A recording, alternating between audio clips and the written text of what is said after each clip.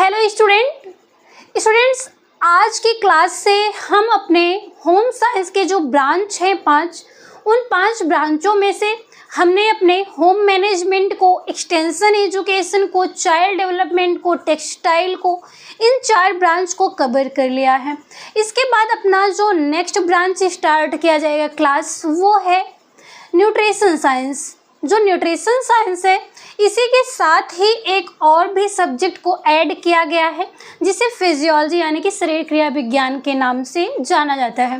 जो शरीर क्रिया विज्ञान है, इसे होम मैनेजमेंट जो है होम साइंस जो है अपना, इसके साथ ही साथ न्यूट्रिशन साइंस वाले पार्ट से अटैच किया गया है।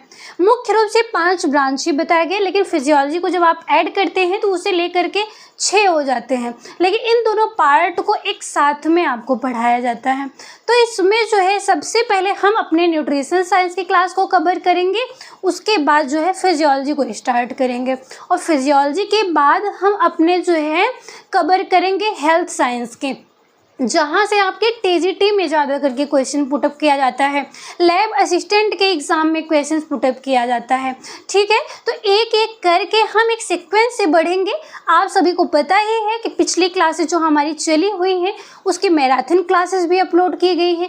जो भी स्टूडेंट को कुछ पॉइंट पे टॉपिक वाइज अगर क्लास पढ़े तो वो टॉपिक वाइज सर्च करके पढ़ सकता है, और जो पूरा एक साथ में कवरेज करना चाहता है अपनी क्लास को, अपने सब्जेक्ट को, तो मैराथन क्लास से कवर कर सकता है। अगर आप सभी टेलीग्राम से जुड़ना चाहते हैं तो उसका लिंक भी दिया गया है डिस्क्रिप्शन बॉक्स में, व्हाट्सएप चैनल से जुड़ना चाहते हैं तो उसका भी लिंक दिया गया है। तो इस प्रकार से आपको कोई भी प्रॉब्लम कहीं पर भी नहीं होगी। तो आप लोग जो है एक एक पॉइंट को बहुत ही केयरफुल होकर सुनिएगा, क्योंकि जो है आपका जो ये न्यूट्रिशन साइंस है ये थोड़ा टफ है, इसलिए इसको हम अपनी तरफ से बहुत ही इजी फॉर्म में आपको समझाने की पूरा प्रयास करेंगे। लेकिन आप लोग भी जो है थोड़ा ध्यान से समझते जाइएगा, और पॉइंट टू पॉइंट जो एग्ज़ाम में आपके क्वेश्चन पुटअप किए जाते हैं वो सभी पॉइंट को आप ध्यान से याद रखिएगा। ठीक है, और उसको नोट करते जाइएगा। ठीक, चलिए अपने क्लास की हम शुरुआत करते हैं। सबसे पहले आपको ये समझिएगा, जो न्यूट्रिशन साइंस है, न्यूट्रिशन का मतलब क्या होता है? पोषण होता है, और विज्ञान का क्या मतलब होता है? साइंस। तो साइंस से आप लोग बचपन से डेफिनेशन याद कर रहे हैं। कोई भी ऐसे विषय में जब आप अध्ययन करते हैं, कोई भी अपना सब्जेक्ट है जिसके नाम की बाद साइंस जुड़ा हुआ है, तो इसका मतलब है कि आप उस विषय से संबंधित जो है क्रमबद्ध अध्ययन कर रहे हैं, और जिसे विज्ञान जो है, जो वैज्ञानिक हैं उनके द्वारा उसे सिद्ध भी किया जा सकता है, वो होता है आपका विज्ञान। आपने पढ़ा है सुसंगठित, सुव्यवस्थित, क्रमबद्ध ज्ञान को विज्ञान कहते हैं। ये आप बचपन से पढ़े हुए हैं, तो वही समझ लीजिए कि इस विज्ञान में आपको पोषण से संबंधित सुसंगठित और सुव्यवस्थित रूप से, क्रमबद्ध रूप से अध्ययन करना है। एक सीक्वेंस से हम आगे बढ़ेंगे और पूरे अपने लेसन को कवर करेंगे। तो पोषण विज्ञान के नाम को आपको समझ में आ गया कि पोषण विज्ञान आखिरकार है क्या। तो अब आप ये समझिएगा सबसे पहले कि पोषण क्या चीज़ है। विज्ञान तो आपने समझ लिया, पोषण क्या चीज़ है। आप जो है कोई भी खाद्य पदार्थ को ग्रहण करते हैं, ठीक, वो खाद्य पदार्थ ऐसा हो जो आपके शरीर के लिए आवश्यक हो। वैसे खाने के लिए तो बच्चे जो होते हैं, या फिर वयस्क भी होते हैं, गर्भावस्था के दौरान महिलाएं भी होती हैं, जो देखे होंगे आप लोग, जो ईंट का चूरा होता है, दिया जो आता है मिट्टी का बना हुआ, पका करके दीपावली पे आप लोग देखते होंगे, या फिर घरों में यूज किया जाता है, तो वो उसके जो दिए के टुकड़े होते हैं, उसका जो चूरा होता है, मिट्टी होता है, राख होता है, ये सब चीज़ें भी तो अधिकतर लोग आप देखते होंगे कि खा लेते हैं, लेकिन क्या उसका अपने शरीर में कुछ आवश्यकता है? नहीं है, तो वो आपके खाद्य पदार्थ के अंतर्गत नहीं आता है। ऐसे खाद्य पदार्थ जो ठोस या द्रव की अवस्था में होते हैं, ठोस के साथ ही साथ अर्ध ठोस की अवस्था में भी होते हैं। जैसे भी कोई कठोर चीज़ें आप खा रहे हैं, और उसके साथ ही साथ जैसे ड्राई फ्रूट वगैरह आप देख रहे हैं, थोड़ा हार्ड है, आप उसको खा रहे हैं, वो द्रव तो है नहीं, लेकिन उसके साथ कुछ अर्ध तरल पदार्थ भी होते हैं जो आप ग्रहण करते हैं, लेकिन इसका आपके शरीर में आवश्यकता है। ऐसे खाद्य पदार्थ जो ठोस और द्रव की अवस्था में है, आप उन्हें खाद्य पदार्थ के रूप में ग्रहण कर रहे हैं, और उनका जो है आपके शरीर में आवश्यकता भी है, तो उसे आप क्या कहते हैं? न्यूट्रिशन कहते हैं। यानी कि खाद्य पदार्थ जो व्यक्ति के द्वारा ग्रहण किया जा रहा है, उस पर होने वाली प्रक्रिया जो है वो क्या कहलाती है? पोषण कहलाती है। देखिएगा, खाद्य पदार्थ पर होने वाली प्रक्रिया, जो आप भोजन ग्रहण करें उस पर जो प्रक्रिया हो रही है, वो जो खाद्य पदार्थ है वो ठोस, अर्ध ठोस या द्रव किसी भी अवस्था में हो सकता है। तो इन पर होने वाली जो प्रक्रिया है उसे क्या कहते हैं? पोषण यानी कि न्यूट्रिशन कहा जाता है। कुछ स्टूडेंट्स का कमेंट आ रहा था कि उन्हें इंग्लिश वर्ड भी समझने में बहुत ही आसानी होती है, लेकिन मैम जो है इंग्लिश वर्ड यूज नहीं करती हैं। तो मैं आपको बता दूं कि एक एक वर्ड को इतना ज़्यादा लेंदी लिखने में टाइम लगता है, लेकिन आप लोग को अगर अच्छा लगता है, समझने में आसानी होती है, और अगर आप लोग इंग्लिश मीडियम या सीबीएसई बोर्ड के स्टूडेंट रहे हैं या फिर इंग्लिश से आपको ज़्यादा समझ में आता है, तो मुझे कोई प्रॉब्लम नहीं है। मैं आपको इंग्लिश वर्ड बोल दे रही हूँ, आप अगर आपको इंग्लिश आता है तो आप उसकी स्पेलिंग लिख सकते हैं, तो ठीक है। हाँ, आपको एक एक सीक्वेंस है उसके इंग्लिश वर्ड भी बोलते जाएंगे, तो आप उसको ज़रूर लिख लीजिएगा, ठीक है। अगर फिर भी कोई समस्या हो तो आप ये बात को भी कमेंट बॉक्स में लिख दीजिएगा, जिससे आगे से मैं इस प्रकार से क्लास में दोनों लैंग्वेज को यूज कर सकूँ, ठीक है। तो देखिएगा, यहाँ पे न्यूट्रिशन होता है, पोषण होता है, खाद्य पदार्थ यानी कि जो भी आप फूड को क्या करते हैं, ग्रहण करते हैं, उसका जो है आपके जो भोजन ग्रहण करते हैं आप लोगों को क्या होता है कि उस पर एक प्रक्रिया होती है। वो प्रक्रिया क्या हो रही है? देखिएगा, खाद्य पदार्थ आपने ग्रहण किया, वो टूट रहा है, वो अपने छोटे छोटे अणुओं में टूट रहा है जब आप उसको चबा रहे हैं। उसके बाद वो अपने सरलतम रूप में आ जाता है। जैसे आगे आपको पढ़ाया जाएगा, आप लोग कोई खाद्य पदार्थ ग्रहण कर रहे हैं जो कि क्या है, आपको अनाजों से प्राप्त हो रहे हैं, और अनाज में आपको पता ही है कि कार्बोहाइड्रेट पाया जाता है, और कार्बोहाइड्रेट जब अपने और भी सरलतम रूप में टूटता है वो ग्लूकोज के रूप में आ जाता है। ग्लूकोज के फॉर्म में जब आ जाता है वो शरीर के विभिन्न अंगों तक फैला दिया जाता है। उसी प्रकार से बताया गया कि कोई भी खाद्य पदार्थ आप ग्रहण करें वो टूट रहा है, फिर वो अपने सरलतम रूप में आ रहा है। इसके बाद जब सरलतम रूप में आता है, शरीर के विभिन्न अंगों के द्वारा वो अवशोषित कर लिया जाता है, जिससे कि उसका शरीर में उपयोग करके शरीर को ऊर्जा प्रोवाइड की जा सके। इसके बाद क्या हो रहा है, अवशोषित करने के बाद परिसंचरण जो शरीर के भिन्न भिन्न अंगों तक जो है उसे भेज दिया जा रहा है, और वो अपना काम जो है आसानी से कर पा रहे हैं। तो ये बात आपको समझ में आई कि पोषण क्या है और विज्ञान क्या है। पोषण का डिफिनेशन भी आपने देख लिया, और इसमें क्या प्रक्रियाएं हो रही है खाद्य पदार्थों पे, ये भी आपने समझ लिया। आगे देखिएगा, पाइका वर्ड आपसे एग्जाम में पूछा जाता है कि ऐसी कौन सी चीज़ें हैं, ऐसे कौन से खाद्य पदार्थ हैं जिन्हें पाइका कहा जाता है। पाइका का अर्थ होता है कि जो अभी हमने आपको एग्जाम्पल के तौर पर बताया कि कोई भी मिट्टी, राख, दिया, ईंट का चूरा, ये ऐसी चीज़ें अगर आप ग्रहण कर रहे हैं, आप खाद्य पदार्थ के रूप में भले ग्रहण कर रहे हो, लेकिन उसका आपको शरीर में कोई आवश्यकता ही नहीं है। आप उसको ग्रहण नहीं करेंगे तो क्या आप जीवित नहीं रहेंगे? बिल्कुल रहेंगे। तो उसकी आपके शरीर में कोई आवश्यकता नहीं है, तो ऐसे खाद्य पदार्थ को ही पाइका के नाम से जाना जाता है। पाइका की हिंदी, इंग्लिश, ये दोनों ही पाइका होती है, ठीक है। इतना समझ में आया? देखिए, शरीर के लिए आवश्यक नहीं होती हैं ये चीज़ें। आगे देखिएगा, ग्रहण किए गए भोजन पर होने वाली क्रिया का जब आप अध्ययन कर रहे हैं, कोई व्यक्ति खाद्य पदार्थ को ग्रहण अगर कर रहा है, उस पर कौन सी प्रक्रिया हो रही है, ये बात को जानने के लिए इतिहास में सबसे पहले एक ऐसे व्यक्ति थे जिनका नाम है, ग्रीक के विद्वान है हिप्पोक्रेटस। आपसे एग्जाम में पूछा जाता है हिप्पोक्रेटस जो है, इनका क्या योगदान है न्यूट्रिशन साइंस में, और फिर आप बताएंगे कि जो भी खाद्य पदार्थ व्यक्ति ग्रहण करता है उस पर कौन सी क्रिया हो रही है। इस बात का अध्ययन करने के लिए जो है सबसे पहले कौन आगे आया था? ग्रीक के एक रहने वाले विद्वान है जिनका नाम है हिप्पोक्रेटस। ये बात समझ में आए? आगे देखिएगा, अंतरराष्ट्रीय स्तर पर पोषण विज्ञान के जनक एग्जाम में पूछा जाता है कि अंतरराष्ट्रीय स्तर पर, वर्ल्ड लेवल पर जो आपके फादर देखे जा रहे हैं, न्यूट्रिशन साइंस के फादर हैं, वो कौन है? एंटोनी लेवाइजर। एंटोनी लेवाइजर जो है अंतरराष्ट्रीय स्तर पर आपके जो है न्यूट्रिशन साइंस के फादर माने जाते हैं, ठीक है।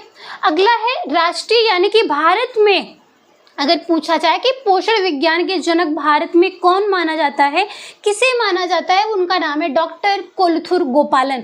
डॉक्टर कोलथुर गोपालन जो होते हैं, इन्हें अपने राष्ट्रीय यानी कि भारत के पोषण विज्ञानी यानी कि पोषण विज्ञान के जनक के नाम से जाना जाता है। ये पॉइंट आपको समझ में आया? आपको ज़्यादा थ्योरी नहीं बताई जा रही, बस आपको समझाया जा रहा है, और वो पॉइंट आपको दिखाया जा रहा है, बताया जा रहा है, जहाँ से आपके एग्जाम में क्वेश्चंस पुटअप किए जाते हैं, ठीक है। आगे देखिएगा, पोषण के प्रकार आपसे पूछा जाता है। पोषण का जब भी आप प्रकार पढ़ते हैं, कोई भी प्रकार इसका बताया जाएगा जो है सुपोषण और कुपोषण।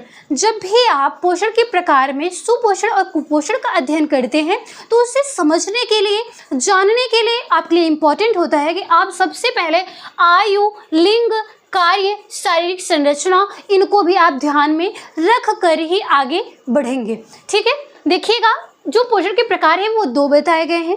सुपोषण यानी कि उसे उचित पोषण के नाम से भी जाना जाता है, उसके साथ ही कुपोषण।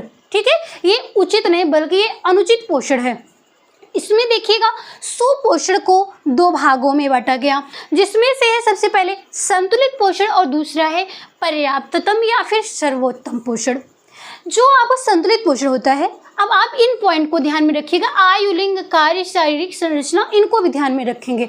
देखिएगा जो आपका ही संतुलित पोषण ऐसा खाद्य पदार्थ जो व्यक्ति के आयु के अनुसार, लिंग के अनुसार, कार्य के अनुसार और शारीरिक संरचना जो उसकी है, वो व्यक्ति मोटा है कि पतला है, कैसा है, उसकी हाइट कितनी है, वजन कितना है, वो शारीरिक संरचना को भी आप ध्यान में रखते हुए, ठीक, व्यक्ति की कोई भी व्यक्ति खाद्य पदार्थ ग्रहण कर रहा है तो उसके व्यक्ति की आयु, लिंग, कार्य, शारीरिक संरचना के अनुसार अगर एक अच्छी मात्रा में पोषक तत्व खाद्य पदार्थ में उपलब्ध हैं तो उसे संतुलित पोषण के नाम से जाना जाता है। ऐसा खाद्य पदार्थ जिसमें व्यक्ति की आयु के अनुसार, लिंग के अनुसार, कार्य के अनुसार, शारीरिक संरचना के अनुसार सभी पोषक तत्व उपलब्ध हैं, उसे संतुलित पोषण के नाम से जाना जाता है।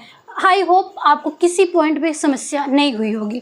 देखिएगा पर्याप्तम या फिर सर्वोत्तम पोषण जो बताया गया है, यानी कि इसमें बहुत ही ज़्यादा ना थोड़ा ज़्यादा है ना थोड़ा कम है, ना ही व्यक्ति के जो है जरूरी नहीं कि आयु के अनुसार, लिंग के अनुसार, कार्य के अनुसार, जरूरी नहीं कि इन सभी के अनुसार हो ही, लेकिन जितना भी पोषक तत्व है वो पर्याप्त है शरीर के लिए। जैसे एक व्यक्ति के लिए होता है कि कोई खाद्य पदार्थ अगर वो ग्रहण कर रहा है कि मेरी आवश्यकता है कि मैं 10 रोटी खाऊं, ऐसा कोई व्यक्ति अगर सोच रहा हो, मैं नहीं सोच रही, ऐसा कोई अगर व्यक्ति सोच रहा हो कि उसकी आवश्यकता जो है 10 रोटी खाने की है, लेकिन कभी कभी क्या होता है कि उसके अगर उतनी चीज़ें नहीं मिल पा रहे हैं, कुछ ही मात्रा में मिल रही हैं, जैसे अगर उसे 10 रोटी की भूख है, उसे आज 6 रोटी दे रहे हैं, 7 रोटी दे रहे हैं, लेकिन फिर भी काम चल जा रहा है, उसका पेट भर जा रहा है, तो एक पर्याप्त है। जरूरी नहीं उतना पूरा नहीं मिल पा रहा, फिर भी वो पर्याप्त है, इसमें कोई भी समस्या नहीं उत्पन्न हो रही है उस व्यक्ति को, तो इसे क्या कहते हैं, पर्याप्तम या फिर सर्वोत्तम पोषण के नाम से जाना जाता है। अब आप लोग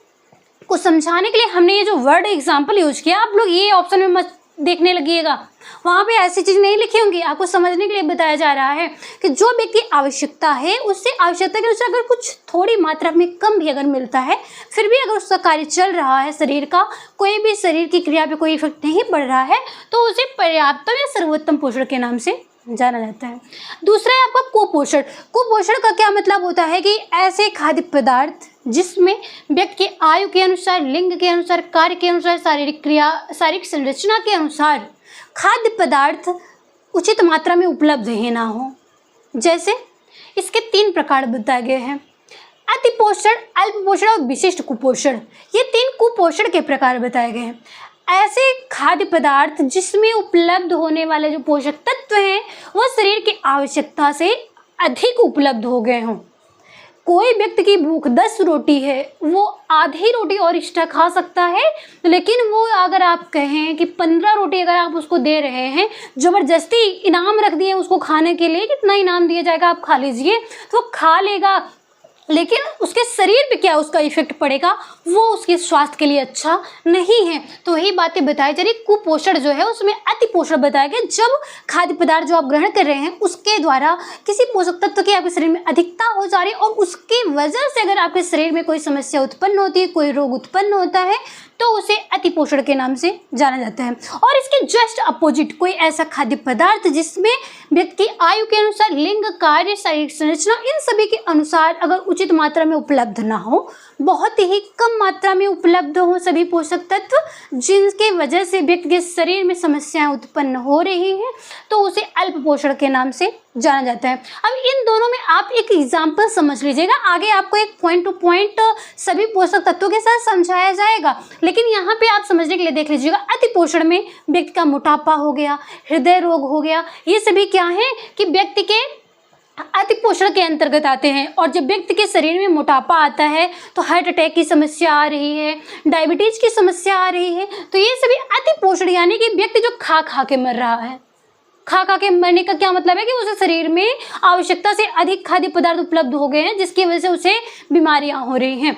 और इसके बाद अल्प पोषण में वही जब होता है तो व्यक्ति के शरीर में पोषक तत्वों की कमी की वजह से, जैसे क्वासियोरकर हो रहा है, मैरेस्मस हो रहा है, जब व्यक्ति के शरीर में विटामिन की कमी होती है तो वहाँ पे क्या हो रहा है कि अल्प पोषण हो रहा है, प्रोटीन की कमी हो रही है। प्रोटीन की कमी हो रही है तो अल्प पोषण में आपका क्वासियोरकर हो रहा है। लेकिन वहीं पे प्रोटीन के साथ ही साथ जब कार्बोज यानी कार्बोहाइड्रेट की भी अगर कमी हो जा रही है तो उसे मैरेस्मस के नाम से जाना जाता है। तो ये हो गया आपकी अल्प पोषण के रूप में, यानी कि व्यक्ति के शरीर में कोई भी चीज अगर अधिक हो रही है तो भी समस्या, कम हो रही है तो भी समस्या। इसके बाद है विशिष्ट कुपोषण। विशिष्ट कुपोषण का मतलब होता है कि व्यक्ति के शरीर में किसी पर्टिकुलर किसी एक पोषक तत्व की अगर कमी हो रही है, विशेष रूप से किसी चीज की कमी हो रही है, जैसे व्यक्ति के शरीर में आयरन की कमी हो गई है। व्यक्ति के शरीर में आयरन की कमी की वजह से अगर कोई रोग उसे उत्पन्न हो रहा है, जैसे एनीमिया, तो इन सब जैसे अगर किसी पर्टिकुलर एक पोषक तत्व के रूप में अगर किसी चीज की कमी हो रही है, उसे विशिष्ट कुपोषण के नाम से जाना जाता है। जैसे आयोडीन की कमी से क्या हो जा रहा है, घेंघा हो जा रहा है। तो आगे आपको सीक्वेंस से सभी पोषक तत्वों में बताया जाएगा, लेकिन यहाँ पे बस आप लोग इतना समझिए, सुपोषण, कुपोषण, संतुलित पोषण, पर्याप्त पोषण, अति पोषण, अल्प पोषण और विशिष्ट कुपोषण। इतना समझ में आया। आगे देखिए कुपोषण के कुछ कारक बताए गए हैं। कुछ कारक जो बताए गए यानी कि कुपोषण अगर व्यक्ति को हो रहा है तो उसके पीछे के क्या क्या कारण हो सकते हैं। देखिएगा, अशिक्षा कि व्यक्ति को नॉलेज ही नहीं है, उसे क्या खाना है क्या पीना है इसका उसे नॉलेज नहीं है। इस वजह से अगर उसे कोई समस्या उत्पन्न हो रही है तो वो व्यक्ति कुपोषण के लिए अशिक्षा एक कारक बन रही है। दूसरा है गरीबी। कुछ लोग ऐसे हैं बेचारे शिक्षित तो हैं, या फिर अगर शिक्षित वो नहीं भी हैं तो क्यों नहीं है वो शिक्षित, क्योंकि वो गरीब है, उनकी आर्थिक स्थिति उतनी अच्छी नहीं है। और कुछ व्यक्ति ऐसे भी हैं जिनको ज्ञान तो है लेकिन उनके पास वो धन नहीं उपलब्ध है जिसके द्वारा अपने शरीर के स्वास्थ्य को ध्यान में रखते हुए वो उतने पोषक तत्व को उपलब्ध कर पाएँ। जैसे शरीर के लिए आवश्यक है कि आप फल फ्रूट को अपने खाद्य पदार्थों में सेवन करें, लेकिन जिस परिवार की वो आर्थिक स्थिति नहीं है, दिन भर काम करता है, तब जाके उसे रोटी नसीब में होती है एक टाइम की, तो वो व्यक्ति फल फ्रूट कहाँ से खा पाएगा। तो ये होगी उसकी गरीबी। इसके बाद अज्ञानता। कुछ लोग जो है उनको पता है, उनके पास शिक्षा है कि क्या हमारे शरीर के लिए अच्छा है क्या बुरा है, लेकिन फिर भी वो क्या करते हैं, जानबूझ के ऐसा काम कर रहे हैं। पता है कि बर्गर, पिज़्ज़ा, इसके साथ ही साथ जो भी मार्केट में चाउमीन वगैरह, मंचूरियन, बहुत विभिन्न प्रकार के आइटम्स उपलब्ध हैं और वो सभी हमारे शरीर के लिए अच्छे नहीं हैं, लेकिन फिर भी खा रहे हैं।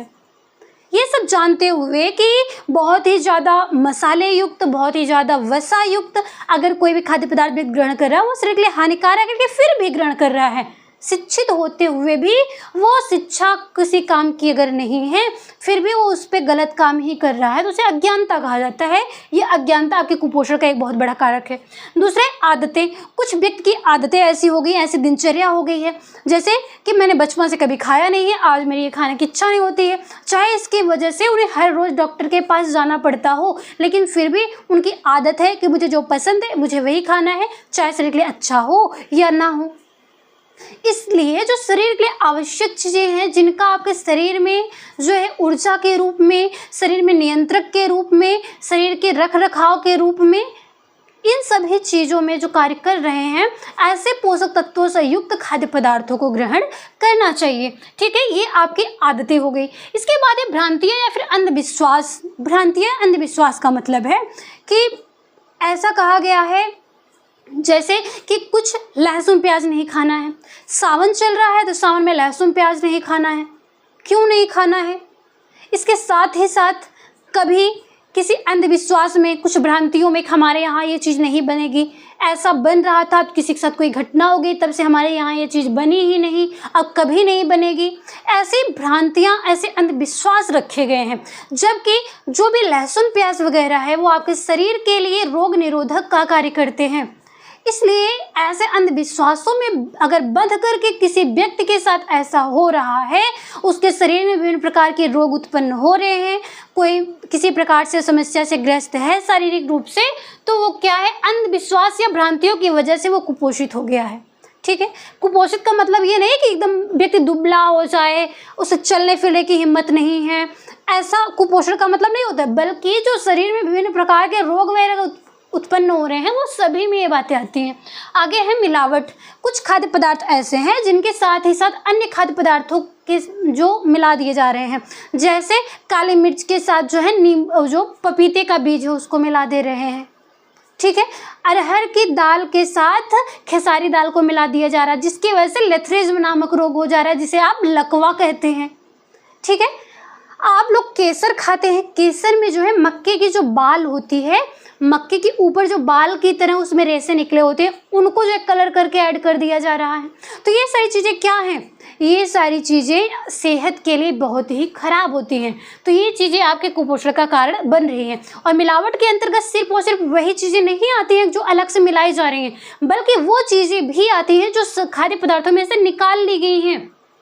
आपको जो है ऐसे भी दुग्ध मार्केट में मिल रहे हैं, छाछ दही मट्ठा मिल रहा है, जिसमें से जो आवश्यक पोषक तत्व है वो तो निकाल लिए गए हैं।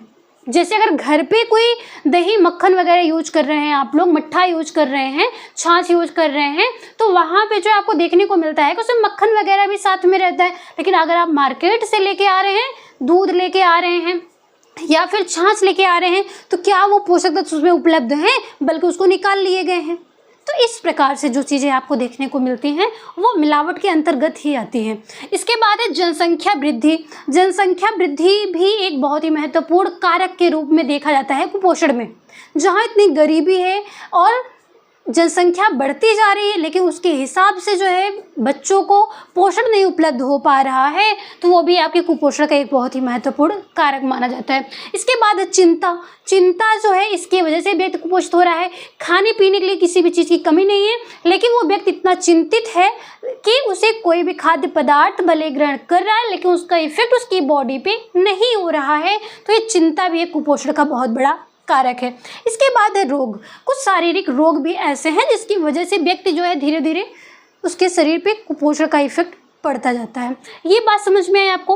आगे देखिए, कुपोषण जागरूकता का दिवस मनाया जाता है। कुपोषण से संबंधित जो जानकारियां दी जाती है, लोगों को जागरूक किया जाता है, वो दिवस कब शुरू होता है? 4 अक्टूबर से लेकर के 10 अक्टूबर तक मनाया जाता है। एग्जाम में आपसे कई बार पूछा गया कुपोषण दिवस कब से कब तक मनाया जाता है, तो 4 अक्टूबर से 10 अक्टूबर के बीच मनाया जाता है।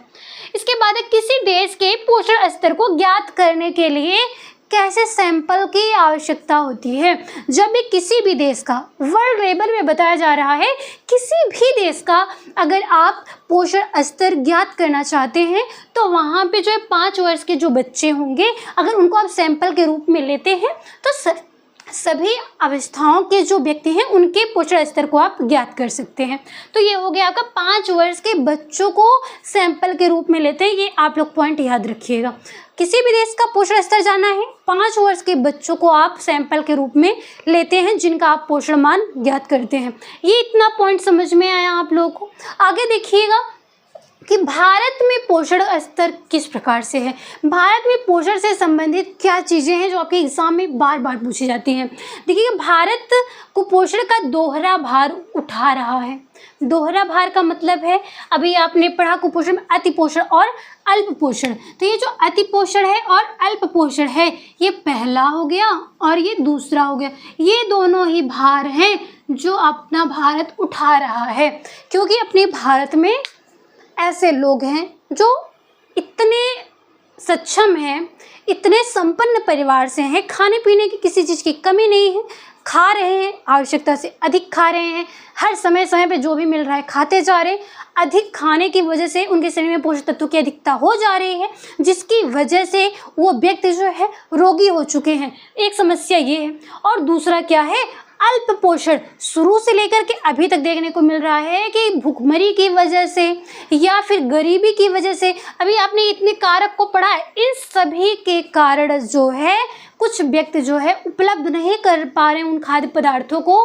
तो उन पे अगर कोई भी इफेक्ट पड़ रहा है, कोई समस्या उत्पन्न हो रही है, उनका जो है जीवन स्तर ऊंचा नहीं उठ पा रहा है। तो ये दोनों ही पॉइंट अपने भारत देश में बताई गई हैं कि भारत जो है कुपोषण का दोहरा भार उठा रहा है, जिसमें अतिपोषण अल्प पोषण दोनों के ही सम्मिलित किया गया है। इसके बाद है आज से थोड़ा कम अभियान चलाया गया। आज से थोड़ा कम यानी कि आप अपने जीवन में ठान लीजिए कि हम आज से ही इन चीज़ों को अपने खाद्य पदार्थों में कम कर दे रहे हैं। ऐसा अभियान चलाया गया। वो व्यक्ति कौन थे जिनके द्वारा ये अभियान चलाया गया? एग्जाम में आपसे पूछा जाता है। देखिएगा, राजकुमार राव जो हैं, इनके द्वारा ये अभियान चलाया गया।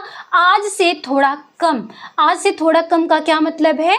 उसमें चीनी, नमक, तेल, चीनी, नमक, तेल, ये तीनों चीज़ें जो हैं आपके शरीर के लिए बहुत अच्छी लगती है खाने में, इसलिए सब लोग खाते हैं, लेकिन आपके शरीर के लिए उतना ही हानिकारक होता है। इसलिए आपको ये चीज़ ध्यान में रखनी है कि आज से थोड़ा कम, अगर आप ज़्यादा मात्रा में उसे यूज कर रहे हैं तो हर रोज़ जो है थोड़ा थोड़ा कम यूज करना आदत डाल लीजिए।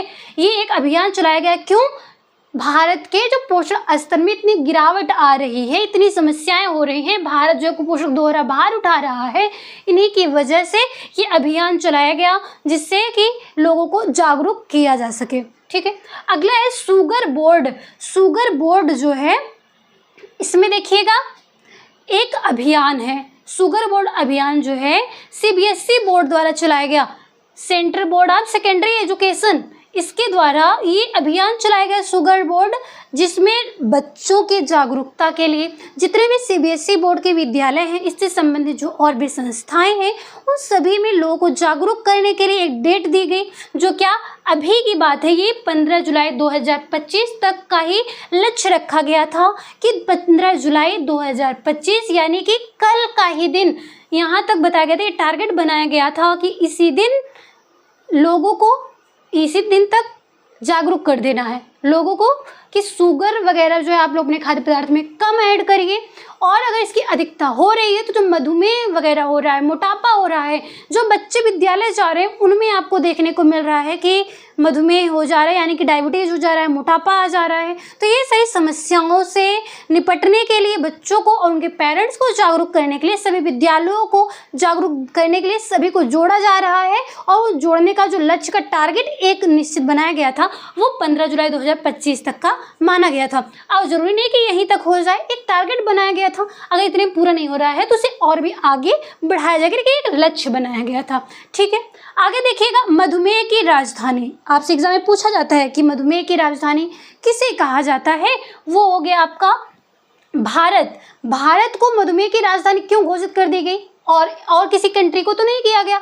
क्योंकि अपने भारत देश में आप देख रहे होंगे कोई भी ऐसी फैमिली नहीं बची है जिसके यहाँ पे कोई डायबिटीज का पेशेंट नहीं हो। अधिक से अधिक मात्रा में आपको देखने को मिल रहा है, एक एक फैमिली में 2-2 3-3 मेंबर ऐसे हैं जिनको डायबिटीज हो गया है।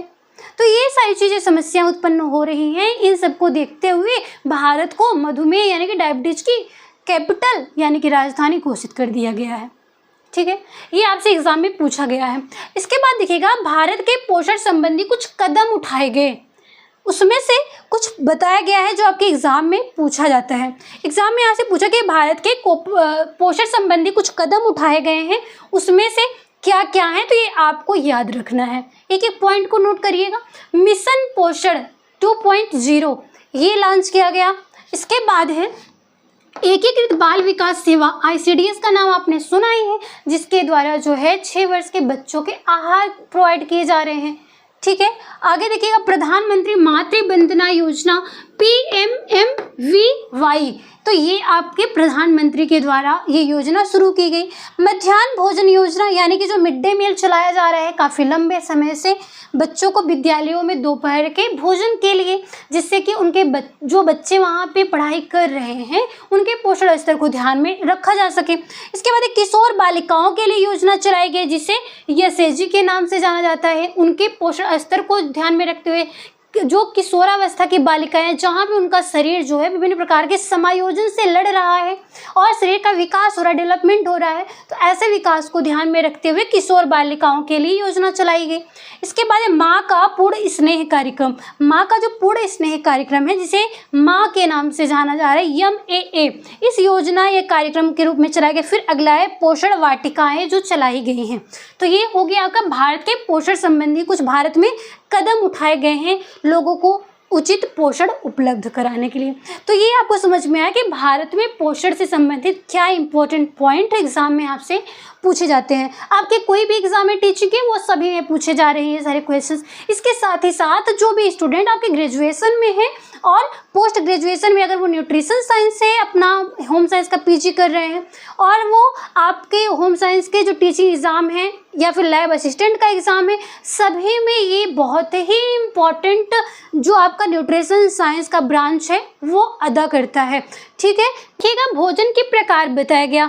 इसमें से भोजन के 2 प्रकार बताए गए, संतुलित भोजन और फिर असंतुलित भोजन। ऐसे भोजन जिसमें सभी प्रकार के पोषक तत्व उचित मात्रा में उपलब्ध हैं, वो भोजन संतुलित भोजन होगा। और ऐसा भोजन जो जिसमें सभी प्रकार के पोषक तत्व उपलब्ध नहीं होंगे, वो क्या होंगे, असंतुलित भोजन होते हैं। ये बात समझ में आए। अगला पॉइंट है भोजन के कार्य। भोजन का क्या कार्य है आपके शरीर में? पहली है शारीरिक, दूसरा सामाजिक, तीसरा है मनोवैज्ञानिक। आपसे एग्जाम में पूछा जाता है कि भोजन के क्या कार्य हैं, आप उसमें से ऑप्शन में सिलेक्ट करते हैं। उसमें विभिन्न प्रकार के आधार है बताया गया, लेकिन मुख्य रूप से आपको ये 3 बताया गया कि एक शारीरिक रूप से आपके शरीर में जो भी आवश्यकताएं हैं उनकी पूर्ति करता है। दूसरा है कि सामाजिक, कोई भी फंक्शन है तो क्या आप वहाँ पे विभिन्न प्रकार के आइटम बनवा रहे हैं तो आपको उसका क्या प्रॉफिट है कि सामाजिकता आप दिखा रहे हैं, लोगों का व्यवहार आप किस प्रकार से आदर सत्कार कर रहे हैं। आपके घर में कोई व्यक्ति आ रहा है, कोई पार्टी, कोई प्रोग्राम, कुछ भी अगर है, तो आप लोगों की खातिरदारी कैसे करते हैं, अपने रिश्तों को कैसे निभाते हैं, उनका सत्कार कैसे करते हैं, तो वो आपके सामाजिकता के अंतर्गत आता है। इसके बाद है मनोवैज्ञानिक। मनोवैज्ञानिक का मतलब है कि जब आप कोई खाद्य पदार्थ ग्रहण करते हैं उसके बाद आपको जो संतुष्टि मिल रही है, या फिर सामाजिकता के बाद जो आप सामाजिकता निभाए हैं उसके बाद आपको सेटिस्फैक्शन मिलता है, वो आपका मनोवैज्ञानिक कार्य के अंतर्गत आता है। ये हो गया आपका भोजन के प्रमुख जो 3 कार्य बताए गए हैं। इसके बाद भोजन का वर्गीकरण किया गया है। जो विभिन्न प्रकार के भोजन है उनका वर्गीकरण कुछ आधार पर बताया गया है। जैसे देखिएगा, सबसे पहले पोषक तत्व के आधार पे विभिन्न प्रकार के पोषक तत्व हैं। वो पोषक तत्व कौन कौन से हैं, वो क्या कार्य कर रहे हैं, या फिर वो कब खराब होते हैं, कब नहीं होते, वो सभी के आधार पर बताया गया है। देखिएगा, ऊर्जा हेतु जो आपके पोषक तत्व हैं, उन पोषक तत्वों में कार्बोज है, फैट है, प्रोटीन है, विटामिन है, मिनरल है, ये सभी हैं आपके पोषक तत्व। इन पोषक तत्वों के आधार पर बताया गया है कि जो कार्बोज है, फैट है, ये क्या कार्य करते हैं, ऊर्जा देने के लिए, शरीर को ऊर्जा देने का कार्य करते हैं। आगे आपको सीक्वेंस से जब एक एक पोषक तत्व बताया जाएगा टॉपिक वाइज, तो उसमें आपको बताया जाएगा कि कितना कितना ग्राम में कितने कैलोरी ऊर्जा आपको प्राप्त होती है। यहाँ बस आप इसके भोजन के वर्गीकरण को देख लीजिए। फैट और जो कार्बोज है वो क्या है, आपको ऊर्जा दे रहे हैं। और प्रोटीन जो है आपके शरीर के निर्माण का कार्य करते हैं, टूट फूट की मरम्मत करते हैं, जो कोशिकाएं हैं आपकी।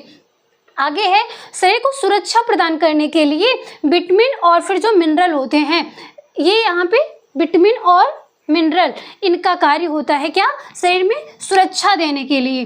ठीक है, ये हो गया आपका। तो ये हो गया है पोषक तत्वों के आधार पे। अगला एक कार्य के आधार पे। कार्य के आधार पे जो आपको बताया गया कि शरीर में जो भी पोषक तत्व है वो क्या कार्य कर रहे हैं। ऊर्जा देने के लिए क्या कार्य कर रहा है, कार्बोज CHO, ठीक है, कार्बोज कर रहा है। अगला है तापमान नियमन। जो आपके शरीर का टेम्परेचर है उनको एक नियंत्रण में रखने के लिए आपके शरीर में फैट, जो वसा है, वाटर, जल है, ये कार्य करते हैं। और इसके साथ ही साथ नियंत्रण, यानी कि विभिन्न प्रकार के शरीर को रोग निरोधक बनाने के लिए और भी कुछ ऐसे शारीरिक क्रियाएं हैं जिनको नियंत्रण रखने के लिए विटामिन और मिनरल यानी खनिज जो है कार्य करते हैं। तो ये हो गया कार्य के आधार पर जो खाद्य पदार्थ है, भोजन है, उसका वर्गीकरण। इसके बाद देखिएगा अगला पॉइंट है नाश्वरता के आधार पे। नाश्वरता का मतलब है कि आपका खाद्य पदार्थ जो है वो कितने दिनों तक आप उसको संभाल के रख सकते हैं, उसके आधार पे। यानी कि आपका नॉर्मल समझिए कि आपका कोई भी खाद्य पदार्थ है वो कितनी जल्दी खराब हो जाता है, कितने दिन तक टिकता है, या फिर कितना लंबे समय तक टिकता है, उसके आधार पर बताया गया।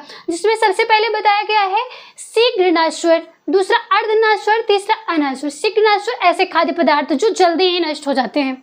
दूसरा अर्धनश्वर जल्दी तो नहीं खराब होते हैं लेकिन बहुत लंबे समय तक भी नहीं टिकते हैं, ये बीच के होते हैं। और तीसरा अनश्वर जो जल्दी खराब ही नहीं होते हैं। ऐसा नहीं कि एकदम परमानेंट हो गए हैं, कभी खराब ही नहीं हो, प्लास्टिक नहीं है, वो भी खाद्य पदार्थ है, खराब होगा लेकिन आप उसको ईयरली यानी कि साल भर तक आप उसको संभाल करके रख सकते हैं। जैसे देखिएगा शीघ्रनश्वर में दूध, दही, सब्जी, मांस, ये सारी चीज़ें जल्दी खराब हो जाती है, 1 हफ्ते के अंदर खराब हो जाती हैं।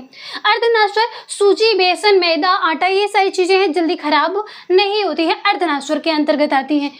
और इसके साथ ही साथ आप इसमें अचार, मुरब्बा, ये सबको भी ऐड कर सकते हैं। ठीक है, अचार, मुरब्बा, जेली, ये सारी चीज़ें हैं, इसको भी आप ऐड कर सकते हैं।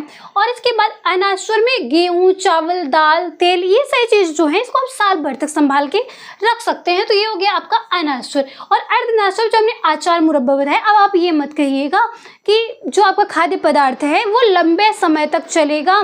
आप बनाते हैं अपने घरों में तो साल भर अचार खराब नहीं होता है, वो आपका प्रिजर्वेटिव होता है, आप उसको संभाल करके सुरक्षित रख रहे हैं उसके आधार पे। लेकिन ये सारी चीज़ें ऐसा नहीं है कि पूरा लंबे समय तक चलती हैं, ये आपको अर्धनश्वर के अंतर्गत देखने को मिलता है। इसके बाद है अनश्वर। अनश्वर में गेहूँ, चावल, दाल, तेल, ये जो आप साल भर तक संभाल के रख सकते हैं। इसके बाद उद्गम के आधार पे यानी कि आपके प्राप्ति के स्रोत के आधार पे कहाँ से आपको ये खाद्य पदार्थ या भोजन मिल रहे हैं उसके आधार पर बताइए। एक प्राणिज, दूसरा वानस्पतिक। जिस प्रकार से आपने टेक्सटाइल में पढ़ा कि रेशे आपको प्राणी से प्राप्त हो रहे हैं, वनस्पतियों से प्राप्त हो रहे हैं। रंगों में आपने पढ़ा कि आपको प्राणियों से जो रंग प्राप्त हो रहे हैं और फिर वनस्पतियों से प्राप्त हो रहे हैं। अगर जो भी स्टूडेंट कंटिन्यू क्लास को देख रहे हैं, पुराने स्टूडेंट हमारे, वो सभी जो है आप लोग कमेंट बॉक्स में लिखिएगा कि कौन कौन से प्राणिज रेशे हैं, कौन कौन से जो है वो सेलुलोजिक यानी कि वनस्पतियों से प्राप्त होने वाले हैं, और कौन कौन से ऐसे रंग हैं जो प्राणियों से प्राप्त होते हैं और वनस्पतियों से प्राप्त होते हैं। आप लोग अगर ऐसा लिखते हैं तो आपको जो है लंबे समय तक आप उसे भूल नहीं पाएंगे, अच्छे से याद हो जाएगा। ठीक है, यहाँ देखिएगा आप लोग के जो भोजन है आपको प्राणी से और वनस्पतियों से प्राप्त हो, ऐसे खाद्य पदार्थ या भोजन जो आपको प्राणियों से प्राप्त हो, जैसे दूध, दही, अंडा, मांस, पनीर, ये सारी चीज़ जो हैं आपको प्राणियों से प्राप्त होते हैं। और वनस्पतियों से फल, सब्जी, अनाज, ये सभी चीज़ जो है आपको कहाँ से, वनस्पतियों से प्राप्त होती हैं। आगे देखिएगा रसायन के आधार पे यानी कि उस जो खाद्य पदार्थ है, भोजन है, उसमें रासायनिक तत्व पाए जा रहे हैं या फिर नहीं पाए जा रहे, उसके आधार पर बताया गया। पहले कार्बनिक में आपको कार्बोज, प्रोटीन, वसा और विटामिन को बताया गया, और वही अकार्बनिक जो है, अकार्बनिक में जल और खनिज लवण को रखा गया है। ठीक है, जब आपको ये सभी पोषक तत्व एक एक करके अलग से आपको बताए जाएंगे तब आपको उसमें कौन से कार्बनिक तत्व पाए जा रहे हैं वो बातें आपको बताई जाएंगी। आगे देखिएगा आप लोग कुछ ऐसे इंपॉर्टेंट टॉपिक हैं, ऐसे पॉइंट हैं, ऐसे वर्ड हैं जो आपके एग्जाम में पूछे जाते हैं, उनमें से आपके एग्जाम में जब आता है वो वर्ड आपको लिख के बताए गए हैं, उसका क्या मीनिंग है, वो एक्सप्लेनेशन आपसे एग्जाम में पूछा जाता है, उसका ऑप्शन सिलेक्ट करने के लिए पूछा जाता है। इसे रिवर्स करके, हेर फेर करके या फिर मैच द फॉलोइंग में किसी भी तरह से आपसे एग्जाम में पूछा जा सकता है। कोई भी आपका टीचिंग का एग्जाम हो या फिर क्वालिफिकेशन के लिए आपका ग्रेजुएशन, पोस्ट ग्रेजुएशन, कोई भी एग्जाम में, वो सभी भी ये सारे वर्ड देखने को मिलते हैं। देखिएगा जैसे एक स्टैंडिंग होता है, स्टैंडिंग का क्या मतलब है कि जब भी कोई व्यक्ति ऐसा हो, आयु के अनुसार उसकी लंबाई जो है अगर कम है, जब उसकी आयु के अनुसार लंबाई कम है तो उसे स्टंटिंग के नाम से जाना जाता है। इसकी हिंदी आप लोग मत ज़्यादा ध्यान रखिएगा, इंग्लिश को ही ज़्यादा प्रेफरेंस दीजिएगा। ठीक है, इसके बाद है वास्टिंग। वास्टिंग का मतलब है कि आयु के अनुसार किसी व्यक्ति की लंबाई अधिक है, उम्र उसकी कम है लेकिन उसकी हाइट बहुत ज़्यादा है, उसे वेस्टिंग के नाम से जाना जाता है। इसके बाद ओबेसिटी है। ओबेसिटी क्या मतलब है कि लंबाई के अनुसार अधिक मोटा हो, लंबाई इसकी जो है वो एक एवरेज में है लेकिन मोटाई बहुत ही अधिक है तो उसे ओबेसिटी कहते हैं। इसके बाद है अंडरवेट। अंडरवेट का क्या मतलब है कि वेट के अंदर, देखिएगा आयु के अनुसार भार कम है, जितनी व्यक्ति की आयु है उससे कम है अगर उसका भार तो उसे अंडरवेट कहते हैं। वही ओवरवेट का क्या मतलब है कि जब आयु और लंबाई के अनुसार अधिक भार हो तो उसे ओवरवेट के नाम से जानते हैं। इसके बाद डबल बर्डन। डबल बर्डन का मतलब है दोहरा बोझ अगर दिया गया हो जिसमें स्टंटिंग एंड ओवरवेट दोनों ऐड कर दिया गया हो। स्टंटिंग का क्या मतलब है कि आयु के अनुसार कम लंबाई हो और ओवरवेट में अधिक भार हो तो आयु के अनुसार छोटा हो और अधिक मोटा हो, तो ऐसे अगर बात आ रही है तो उसे डबल बर्डन या फिर स्टंटिंग एंड ओवरवेट के नाम से जाना जाता है। तो ये हो गया आपके भोजन के प्रकार और उसकी कुछ टर्मिनोलॉजी जो इंपॉर्टेंट है, आपके एग्जाम में पूछी जाती हैं। तो यहाँ पे जो भी पॉइंट आज की क्लास में आपको बताया गया वो सभी आपके सभी टीचिंग एग्जाम के लिए, ग्रेजुएशन के एग्जाम के लिए, सभी के लिए बहुत ही इंपॉर्टेंट है। इसलिए आप लोग पॉइंट टू पॉइंट इसको नोट करिएगा, रिवाइज करिएगा, अलग से नोट्स बनाइएगा। स्क्रीनशॉट के चक्कर में बिल्कुल भी नहीं पड़िएगा, पीडीएफ के चक्कर में नहीं पड़ना है आपको। अब खुद से आपका एक नोट्स तैयार करना है। किसी भी पॉइंट में किसी भी स्टूडेंट को कहीं पे समस्या हो तो कमेंट बॉक्स में लिखिए, उसका सलूशन आपको दिया जाएगा। ठीक है, आज की क्लास हम यहीं पे कंप्लीट करते हैं। मिलते हैं आप लोग से हम नेक्स्ट टॉपिक के साथ नेक्स्ट क्लास में। तब तक के लिए धन्यवाद।